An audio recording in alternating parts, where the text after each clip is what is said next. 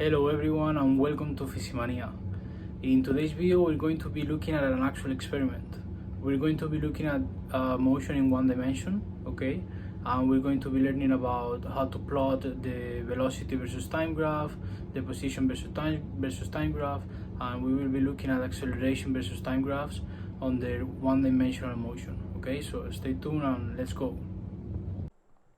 The setup for this experiment is going to be a one-dimensional track, a card, a sensor which is going to gather the data from the card, and a program that is going to plot our velocity plots and our position plots and acceleration plots. So we're going to start by moving the card very slowly, okay, so as we move with a constant velocity. We're going to produce this graph that you see for position versus time graph, okay, and now using the cursors we're going to select we're going to see what velocity we got from these plots, okay. So we're going to go to where it says compute and we're going to select a best fit line. So it's going to give us the equation of a line where b is the slope of this graph, okay, and b is 1.02 times 10 to the negative 1 meters per second.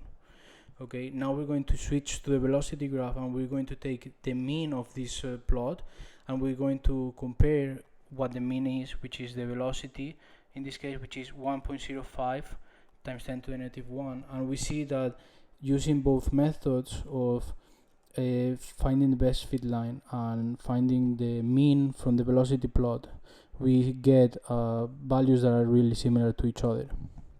Now we're going to do the same procedure, okay, but we're going to be moving with a faster velocity, okay, still with constant velocity and no acceleration. You will see now that in this plot we're going to get a much steeper graph, okay, and as you can see now we can also do the same procedure, okay, of selecting 2 points of this plot and we're going to compute what the best fit line is, okay, and we get a 4.09 times 10 to the negative 1 meters per second, okay, and again we can go back to the velocity plot and we can compare this result with the mean velocity from this velocity versus time graph, okay, and we see that the mean is 3.95 times 10 to the negative 1, and again, you know, a very similar result that we get. Our next procedure in this lab is going to compare both motions, the faster and the slower one, by comparing the position versus time graph and the velocity versus time graph. In the position versus time graph, we can see that the one with faster motion has a higher slope. Now, if we change to the velocity versus time graph, we can see that the y-axis represents the velocity.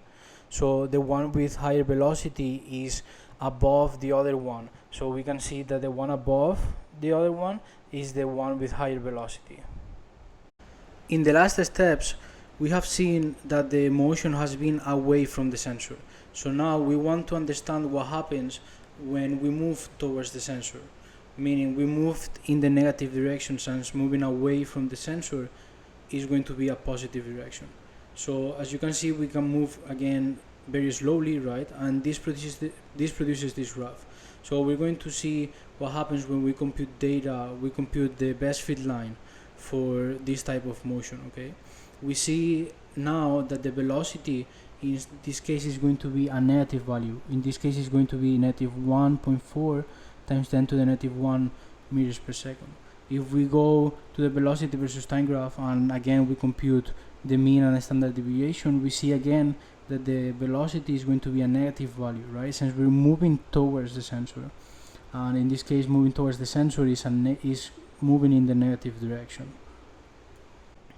We're going to do the same thing as we did before, in which we move now towards the sensor, but we're going to move with a faster velocity towards it and with no acceleration. So in this case we see that the slope now is also negative, but it's going to be much steeper than before in the negative direction.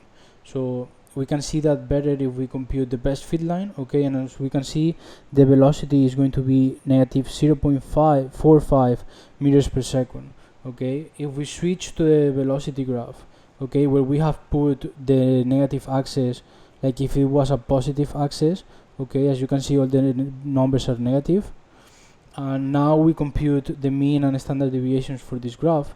we can see again, that the values for the velocity is negative 4.4 meters per second. Okay, so as you can see, the values agree with the position versus time graph. Okay, and both of them, are negative values. Again, we can compare both motions by comparing the position versus time graph for both. We see that the one with a steeper slope is going to be the higher velocity. And if we look at the velocity versus time graph, again, it's the same thing, right? The one with lower negative values is going to be the one with higher velocity, because in this case we're moving towards the sensor, so therefore we have negative values. The next step in our lab is going to be to introduce an acceleration into our motion. We're going to do this by lowering a pad that has friction on the card and is going to stop the card as it moves away from the sensor. As you can see, this motion is going to be with some acceleration due to the friction force on the pad, on the card. So we see that the position versus time graph now doesn't look linear. It has some curved shape to it. This curved shape is going to be a quadratic equation for the equation of the line that represents this plot. And what we're going to do again, to find what this line should be and what parameters should represent this line, is going to be to select 2 points on that graph. Okay, we're going to select the quadratic formula and we're going to compute what the best field line should be.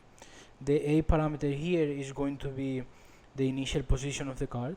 Okay, the B parameter here is going to be the initial velocity of the card, and the C parameter is going to be 1/2 of the acceleration of the object.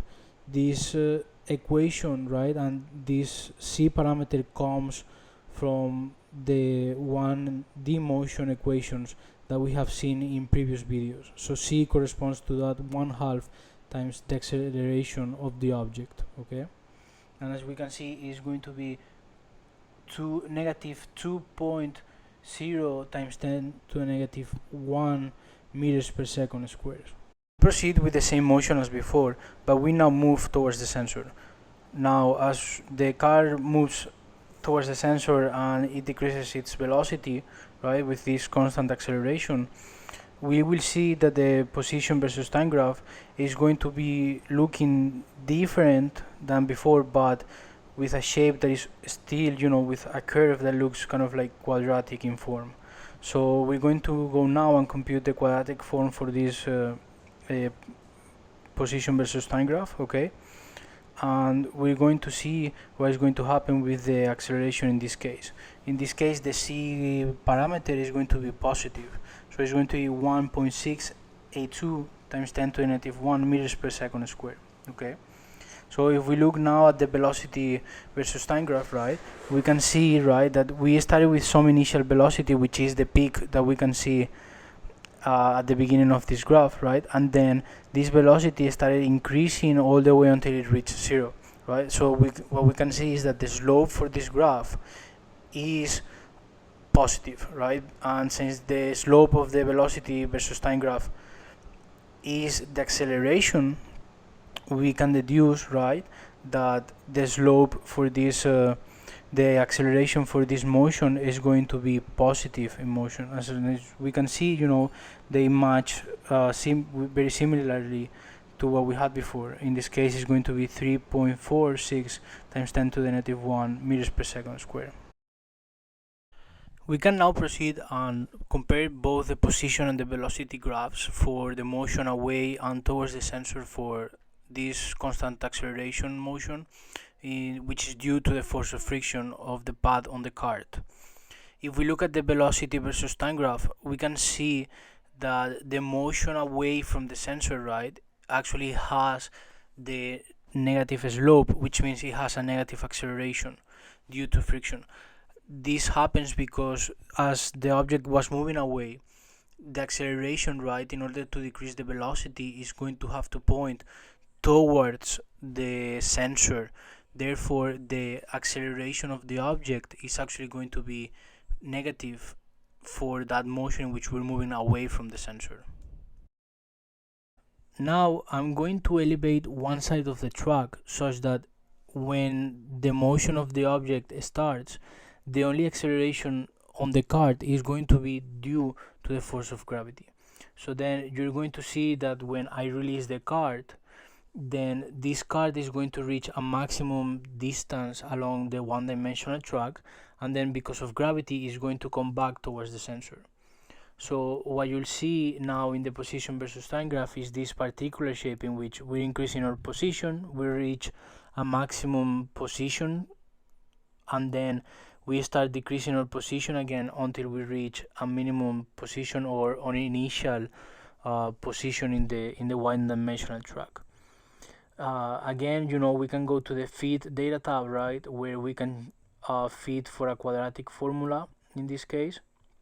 Okay, and if we click compute, right, we see that we actually have a negative acceleration, right, since the acceleration due to gravity was towards the sensor in this case. Okay, and we see that the value is going to be negative 1.98 times 10 to the negative 1 meters per second squared.